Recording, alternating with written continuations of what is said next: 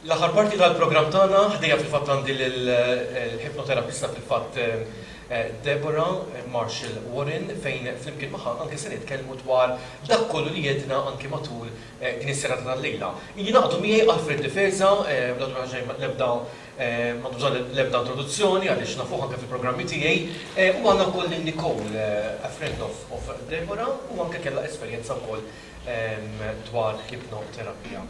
So Deborah, it's a state of relaxation, hypnotherapy. Very much so.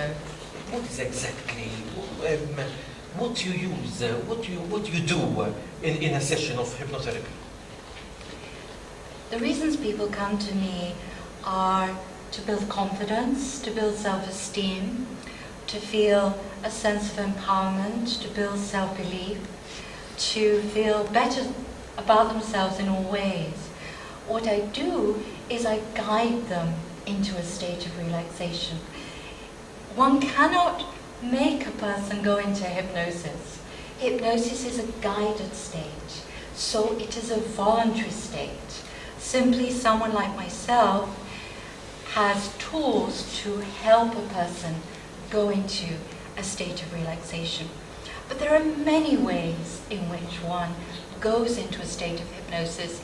For example, there are many people in Malta who participate in the many yoga classes here. And a yoga teacher at the end of a class will do something which relaxes a person from the top of their head to the tips of their toes. It's called the pose of repose. And in that pose, a person is gently guided into relaxation. But in my world, that would be called a progressive induction. A yoga teacher simply calls it the relaxation at the end of a class. So the reason I share this is that people are very familiar with the state of hypnosis. When you have a facial, many women go to beauticians here in Malta, maybe men too. Yes. You go into a delicious state of relaxation, and that's all this state of hypnosis is. Alfred, her voice, it's a gift. Tiġa tress eklejn rilassament, x'taħseb l-opinjoni tiegħek? Jiena naħseb li il-vuċi tagħmel tilab il-parti. May I ask a question? But my question is this, because it's the sound which makes it the sound of your voice. And not only the sound, the person listening to the sound of your voice. So when you say you hypnotize, what do you hypnotize? Do you hypnotize the resistances? Because people were talking about subconscious. Now, yes, the subconscious plays a part, but is the subconscious not my will? Are you playing with my will? Are you taking my power away? Can you play with my subconscious in such a way that I can lose my will and give my power to you? Because this is what people are afraid of. And even myself, in the past, when I approached the subject, I said I was afraid that I'm going to give my fate away. People can take anything from me. Can you describe this to us? Let me begin with what you said at the end. Yes. When someone has a panic attack, or they experience anxiety or nervousness, would you not say, Alfred, that a person is out of control? Yes. And what hypnosis can do is help a person gain control. When a person has a panic attack emerges completely out of the blue. And people have no warning. It's like a volcanic eruption. So when people say to me, oh, I don't know if I wish to do hypnosis because I do not wish to lose control, and they come to me with panic attack, I'll say, well, surely you are out of control right now.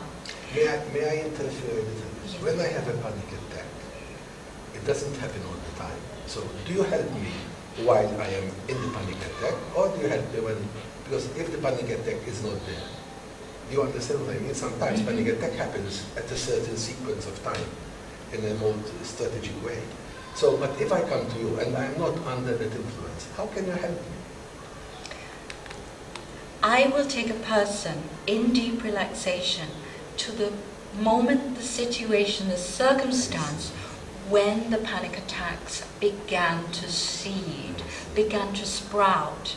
Now that could be a moment when a person was put on the spot, especially in school, where a fairly stern teacher asked a question and a person didn't know the answer, or they fumbled or they stumbled when reading a passage in a book, and they felt a sense of humiliation, and their anxiety levels rose.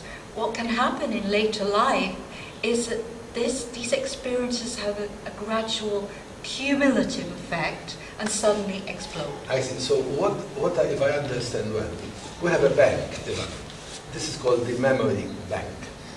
And we really have a lot of credit there because our bank is full of memories. As we said before, as we said before. So how do you tap? Because you must have a conscious way, not a subconscious way, a conscious way of tapping into my inner bank, which is full. I mean, and we call it subconscious because I'm not aware of it. So my bank is full, and yet it is called subconscious because we lose awareness. So things are happening, but it's as if I am deciding things which I'm not aware that I'm deciding. Am I right in this? Let me say the subconscious, as you said, it's like a memory bank. It's like the hard disk on a computer. Yes. And you're recording everything Yes. as we progress through our lives. The conscious mind has a job of filtering all of that information. If we remembered every embarrassing moment we'd ever experienced, most of us wouldn't function. So the conscious mind filters all of our memories. When a person, let's say, has a panic attack, it's when it's almost as though the emotions begin to leak because there are so many emotions around anxiety and nervousness, or depression, let's say. To go back to your initial question, if you imagine we have hypnosis is a right brain activity. We have a left brain. Our left side of our brain is, I'm generalizing here, is associated with all those activities of logic. Our right brain is much more intuitive, more spontaneous, that creative side. And in hypnosis, I'm guiding a person to access that right-hand side of the brain. So the left, Alfred, kind of steps into the wings. So are you saying that the left is my past and the right is my present? No, I'm not saying that. What I'm saying is that because that logical, critical faculty, the only thing one loses in hypnosis is that critical faculty, that negative, which steps into the wings. But it's listening, because it does listen. But what happens is the right-hand side of the brain comes to the fore. And that I am working, or a hypnotherapist is working with the more creative side of the brain, and that part of the brain which supports access to our deepest wisdom and inner knowing about ourselves and our lives. So if I understand, even I don't want just to... Yes. But sometimes if I come to you with a problem with an issue, and you tap into my energies, do you find sometimes that I want you to work on an issue, but you find the need to work on another issue? Do you ever find these things? I am entirely and absolutely driven by the wish of my client. So if someone comes to build confidence and self-esteem, that is exactly what we will do. However, what can happen now, because it's a great question, is that someone might say, oh, and I bite my nails.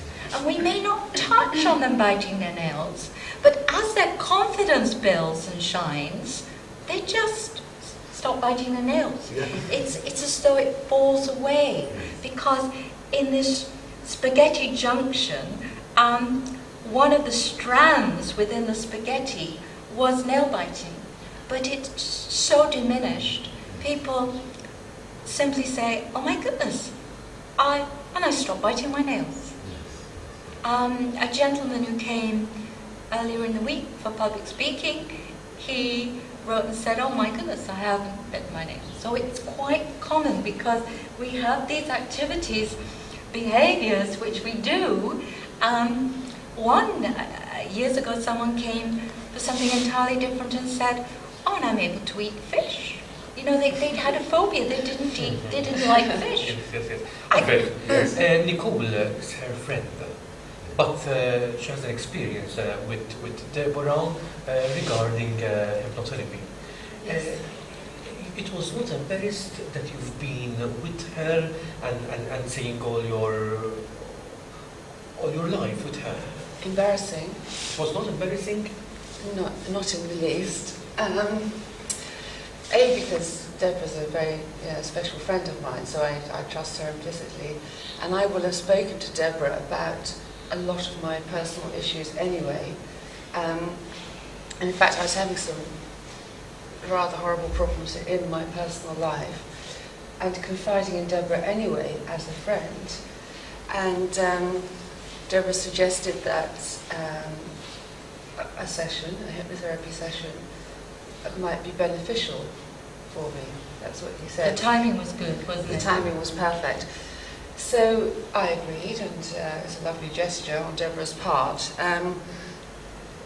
However, like a lot of people, I think, like yourself, I was a little bit anxious about the process, at the actual process of hypnotherapy. And I discussed it with you, if you remember. Mm-hmm. And obviously I trust Deborah implicitly, and it was my first experience, and it was wonderful. That's good. That's great. Yeah. The session was great. The session was, more than great. In fact, I was thinking this morning when I was on my way here, I remember when I came out of this deep relaxation, the first thing I did was laugh. Do you remember? I laughed out loud. It was absolutely incredible, completely spontaneous. It was as though so much of my anger, if you like, inner anger and grief and everything, all the other stuff I was going through, has just been, dealt with. And I just felt lighter and more confident and less anxious. Good. She is reminding everyone of, when you have a glass of water and you have the sediment which is there. Now, let's talk about anger. There's a measure of anger in my system. Now, I suppose you might deal with the anger which is at the surface at the time, but you do not touch the anger which is stuck deep down in the core of the being. So there's a measure how much anger I can process, is it? So, how do you see how much you can deal with in a person? How much that person can offer energy to himself to deal with a measure of anger which the person is ready to deal with? How would you, am I making sense? Yes, I would. First of all, it's important to say that a person will present that which they're ready to deal with. Yes. So I didn't, in answering your previous question, a person remains, as I say, very much in control. The other lovely thing about working with a person, and I think that was true of Nicola, when a person is reconciling the events in their lives, they can also speak privately. All I need is a yes to continue the process. So what is beautiful about the work is that a person can work very privately, and a lot of anger, let's generalizing a little bit, but it didn't start last week. It started when a person grew up with a brutal father, or they grew up witnessing a mother who was violently treated, be it physically and mentally, and eventually left home and abandoned them. Of course, the mother didn't deliberately abandon the child, but she needed to remove herself from a situation of danger. But that information, which is so deeply, can be so deeply wounding for a person, they may not wish to speak aloud, and they absolutely can speak privately. When you say speak privately, do you mean you don't need to, they don't need even to tell you? You mean you don't need, it sounds as if you don't need much information. I do not, that's absolutely true. So I That's don't have to absolutely tell true. you that I, killed a cat and I feel angry and guilty about it. Maybe I don't want to tell you that I killed the cat, just an example. You see what I mean? Absolutely, Alfred, it's a great example because I did once work with a woman and she dropped a kitten. And the kitten died as a child, and she still had not forgiven herself. Yes. And she didn't tell me in hypnosis. Yes. She said, Deborah, this is what happened. I did drop a kitten, and I am still living with the guilt that I kept it secret. So, and of course, we will say, our adult will say, oh my goodness, but it was a deep and shocking issue, but she couldn't believe that her adult had held that guilt all those years. I had one of the people speaking when Evan was talking to them, and she really amazed me when she said that a person as a child could have picked up an emotion. But then, when the person is grown up and comes to hypnosis, then the person can see that same emotion, but see it from a space of an adult, not from a child. This is amazing. Yes. And imagine a child. Yes. There is a lot of child abuses. I'm not referring sexual only, but even psychological. Yes. And as a child of 4 or 5 who's abused by a parent or something, and then this is discovered because that abuse is still working on the person.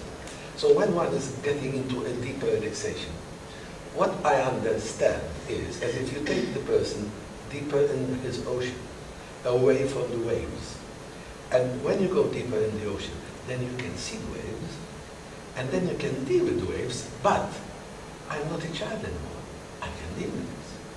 So and the adult, your adult self, can can support and empower the child. Yes. And give their child sometimes their childhood back. Yes. They can change the perspective to view and give what permission, happened. and give permission to himself. To love themselves. To love again. themselves. This is amazing, isn't it? And also forgiveness as well is the other issue, I think. Yes. Very strong. So, Deborah, the last word for those people who wants to improve their life, what can you say to them? I really want them to know that hypnotherapy and hypnosis and therapy can support them to come from a place of wellness, not of illness, and for them to understand that they can begin to understand how their thoughts and their thinking is programming them into emotional states of depression and illness. And if they become enlightened as to how these 90,000 thoughts a day, which apparently we have, most of them are the same. So if you constantly say, I'm anxious, that is what your body and your whole emotional molecular structure will hear. Normally we say 50,000 a day. It's like a mantra. It's like a Yes, yes. It's like meditation. It's like Rosario. I want people to say, I am well, I am healthy, I believe in myself, and I'm possible. I want them to think of themselves as the best and the brightest they can be, and to shine with health. Yes. And if they work on their mind, their health is going to get better and better. Cool. Nicole, thanks a lot. Thank you. Thanks for coming. Grazie lilek, Alfred. Thanks and welcome in our program Vespri. Thanks a lot. Thank you. Hope we'll meet in the near future in our programs. Jina nispera li wassalnilkom s-suġġett tal-tana illum b'mod konċis, stajna ħafna informazzjoni anke matul il-programm, anke permezz ta' esperjenzi. Nagħmel appuntament magħkom għal bħallum 20 fl-istess ħin, fil-tista' fil-għaxija il-ħadd. Nar il-ħadd għandna programm verament interessanti, nixtieqkom illi tkunu magħna. Sa dan it-tant kif dejjem nagħmlu il-programm tagħna Alla li jista' kollox jagħtina lejl kwiet u tmiem tajjeb. Grazzi ħafna lil sħabi kollha, Adriana Zoppardi, Evan Abela taħt id-direzzjoni ta' Roberto Pirrone, jiena Evan Bartolo nagħmel appuntament magħkom bħallum ġimgħa. Saħħa il-lejli tajjeb.